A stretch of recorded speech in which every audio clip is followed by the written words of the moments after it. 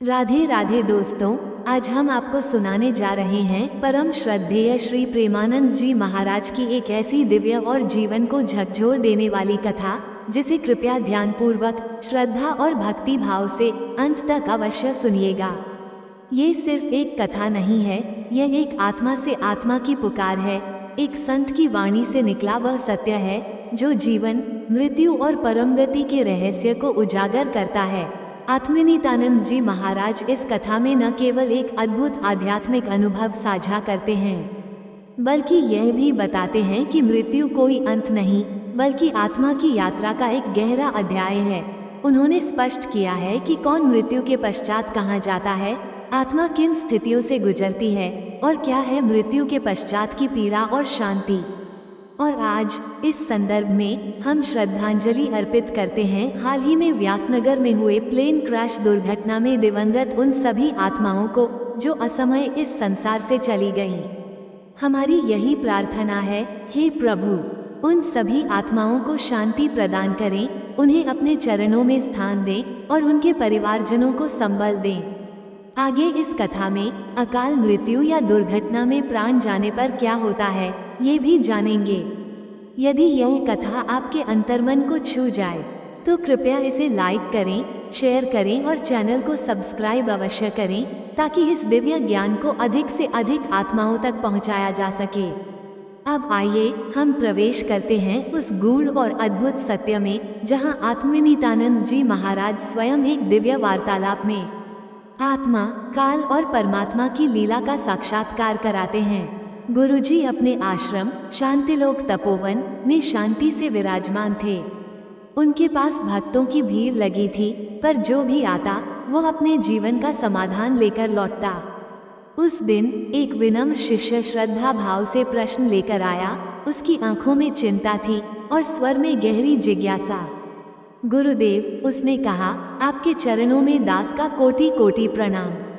मेरा एक प्रश्न है, जो लोग अकाल मृत्यु या दुर्घटना में प्राण त्यागते हैं, उनकी आत्मा को क्या शांति प्राप्त होती है? क्या उन्हें ऊर्ध्वगामी गति मिलती है या नहीं? गुरुजी ने शांत भाव से उसकी ओर देखा। उनके मुख मंडल पर करुणा की आभा थी। वे बोले, प्यारे बच्चा, मृत्यु कैसे हुई, ये जीवन के अंतिम परिणाम को निर्धारित नहीं करता। असली प्रश्न यह नहीं कि वो कैसे मरे, बल्कि यह है कि उसने कैसा जीवन जिया।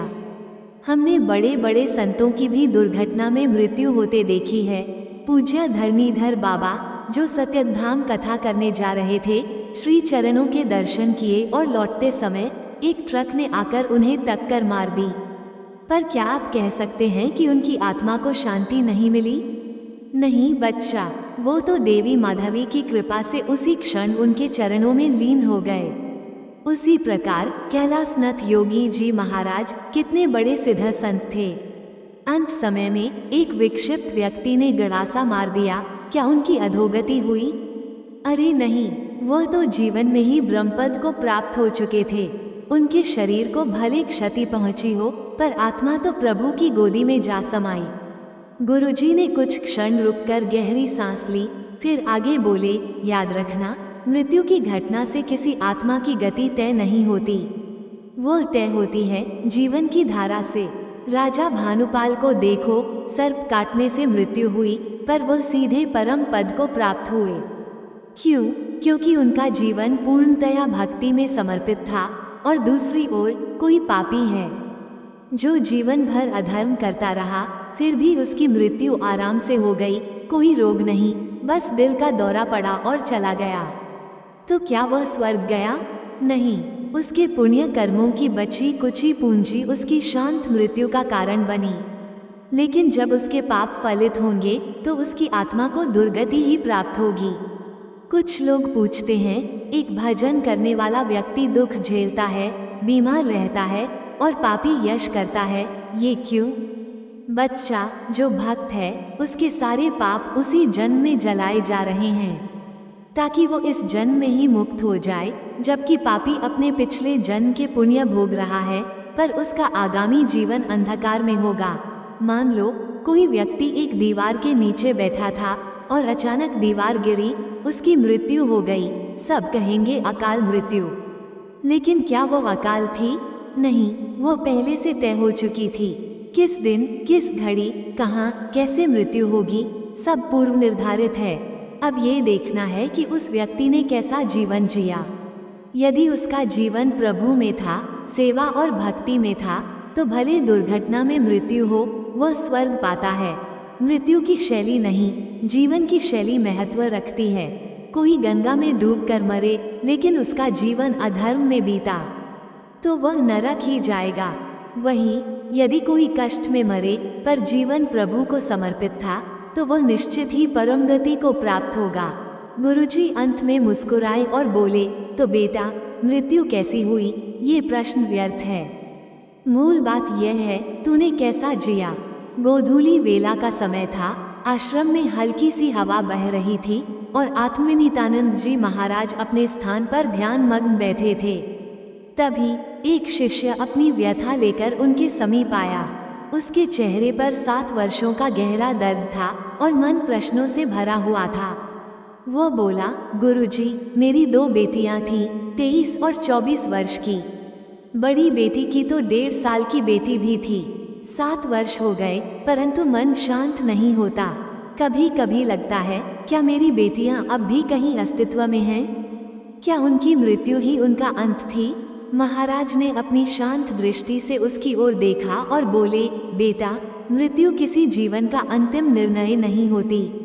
जीवन की धारा उसके कर्म से तय होती है। अगर जीवन भर कोई पाप करता रहा लेकिन अंतिम क्षणों में उसके मुख से राम, हरि, माधव या राधा निकला, तो उसका भाग्य पलट सकता है, क्योंकि अंत में वही भाव फल देता है। ये संसार मृत्यु लोक है। जिसने जन्म लिया है उसे एक न एक दिन मृत्यु का आलिंगन करना ही है। शिष्य की आंखों से आंसू बह निकले। उसने कहा, गुरुजी, मेरी बड़ी बेटी बहुत धार्मिक थी। जब मुझे गिरिराज तीर्थ जाने का अवसर मिला था, उसी ने कहा था, पापा आप जाइए, मैं दुकान संभाल लूंगी। उस समय वो केवल 29 वर्ष की थी। आज भी उसकी याद आती है, मन रोक नहीं पाता। महाराज ने गंभीर स्वर में कहा, तुम्हारे जैसा व्यक्ति जो अब भी 7 वर्षों से दुख में डूबा है, वह भले ही उसे भूल न पाए, लेकिन एक बात गांठ बांध लो, उसने अपना कर्म भोग लिया। अब तुम जो कर रहे हो वो तुम्हारे अपने कर्म हैं। अपने आप को हरि चिंतन में लगाओ। माया यही नाटक करती है, एक बार पुत्र, एक बार पत्नी, एक बार मित्र बनाकर भेजती है।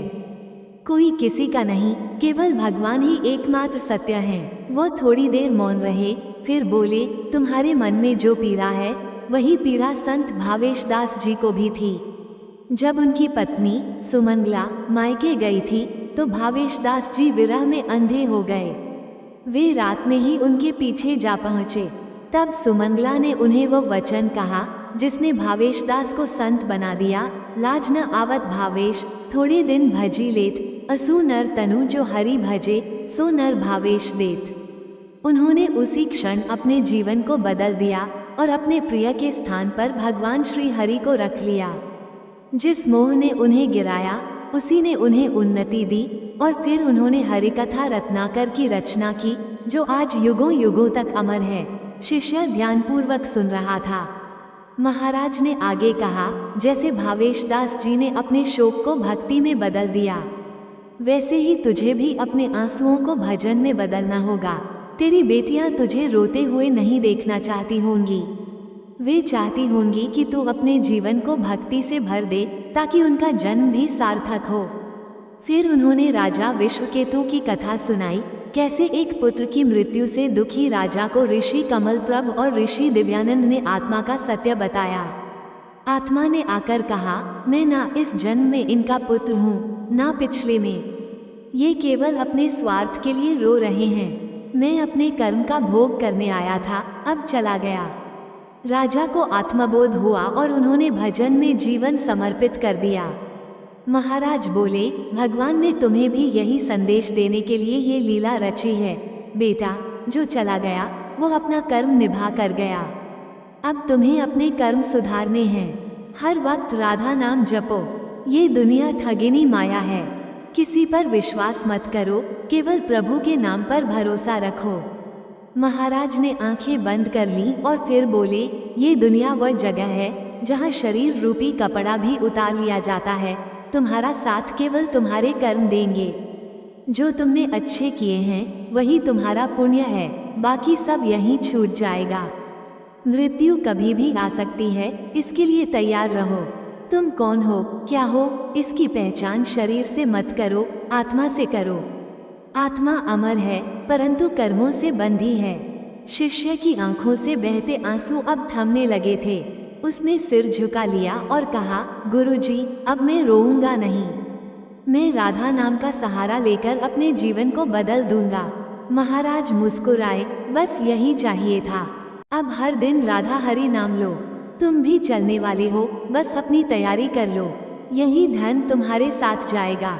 राधा नाम ही परम धन है। जब वहाँ जाओगे तो अलग महल मिलेगा, स्वादिष्ट भोग मिलेगा, कभी शुगर की चिंता नहीं, ना रक्तचाप की, केवल आनंद, केवल लीला और केवल भक्ति। अब रोना बंद करो, केवल राधा राधा राधा। प्रेम से बोलिए, राधे राधे। जय हो आत्मविनीतानंद महाराज की। ऐसे ही और भी रोचक और आध्यात्मिक वीडियो के लिए चैनल को सब्सक्राइब कर लें। दोस्तों, आपको ये कथा कैसी लगी कृपया कमेंट करके जरूर बताएं। वीडियो पसंद आया हो तो लाइक करें और अपने दोस्तों के साथ शेयर करें। कमेंट बॉक्स में राधे राधे, जय श्री माधव लिखना ना भूलें। फिर मिलते हैं एक और दिलचस्प वीडियो के साथ। धन्यवाद। जय श्री हरि।